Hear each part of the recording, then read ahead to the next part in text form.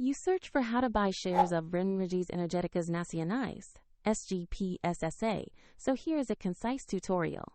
REN runs Portugal's electricity transmission network and trades on Euronext under the ticker REN.LS. In this video is educational only, not financial advice. To buy REN, you need a broker. I will use eToro as an example to show the process. After registering, you must verify your accounts, usually with an identity document, and add funds before you can place an order. Use the platform search bar and type the ticker RENE.LS to find the listing. Make sure the search result matches REN's Energeticas Nacionais and shows the RENE.LS ticker.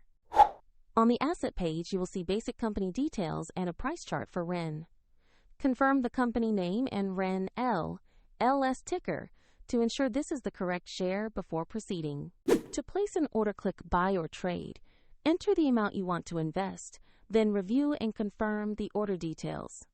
If the market is closed, your order may be queued as a market or limit order, and if funds are insufficient, the platform will prompt you to add money before confirming.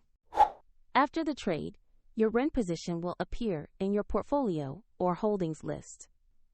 For convenience, a link to eToro is included in the description below if you want to explore the platform.